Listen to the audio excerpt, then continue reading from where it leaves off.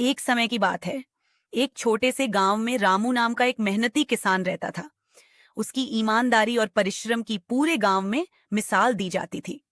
रामू के पास बहुत अधिक जमीन नहीं थी, लेकिन वह अपनी मेहनत से परिवार का पालन पोषण करता था। उसका एक बेटा था जिसका नाम मोहन था। मोहन पढ़ाई में अच्छा था और साथ ही बहुत बुद्धिमान और चतुर भी था। वह हर समस्या का समाधान धैर्य और समझदारी से निकालने की कोशिश करता था। एक वर्ष गांव में भयंकर सूखा पड़ गया। खेतों में फसल नहीं हुई और किसानों के सामने आर्थिक संकट खड़ा हो गया। इसी बीच गांव का साहूकार किसानों को ऊंचे ब्याज पर पैसे उधार देने लगा।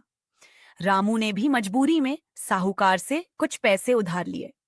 समय बीतता गया, लेकिन फसल न होने के कारण वह कर्ज नहीं चुका पाया। एक दिन साहूकार रामू के घर पहुंचा और बोला। अगर तुम मेरा पैसा नहीं चुका सकते तो अपनी जमीन मुझे दे दो। यह सुनकर रामू बहुत दुखी हो गया। तभी मोहन वहां आ गया। उसने साहूकार की बातें ध्यान से सुनी और बोला। चाचा, कोई और उपाय भी तो हो सकता है। साहूकार चालाक था। उसने सोचा कि लड़के को आसानी से मूर्ख बनाया जा सकता है। उसने कहा। ठीक है, मैं एक थैली में एक काला और एक सफेद कंकड़ डालूंगा। तुम्हारा बेटा बिना देखे एक कंकड़ निकालेगा। यदि काला कंकड़ निकला तो जमीन मेरी होगी और कर्ज माफ कर दूंगा।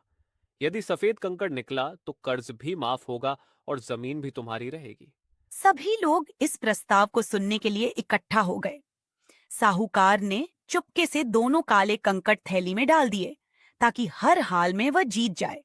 लेकिन मोहन ने उसकी यह चाल देख ली। अब उसके सामने कठिन परिस्थिति थी।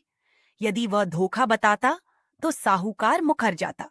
यदि कंकड़ निकालता तो जमीन चली जाती। मोहन ने कुछ देर सोचा।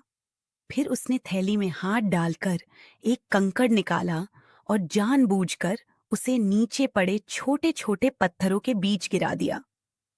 वह मुस्कुराकर बोला। अरे, कंकड़ तो गिर गया। अब यह देख लीजिए कि थैली में कौन सा कंकड़ बचा है। उसी से पता चल जाएगा कि मैंने कौन सा कंकड़ निकाला था। सभी लोगों ने थैली में देखा।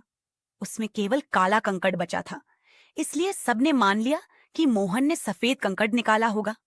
साहूकार अपनी ही चाल में फंस गया। वह कुछ भी नहीं कह सका, क्योंकि यदि वह विरोध करता तो उसका धोखा सबके सामने आ जाता। मजबूर होकर उसे रामू का कर्ज माफ करना पड़ा और जमीन भी वापस छोड़नी पड़ी।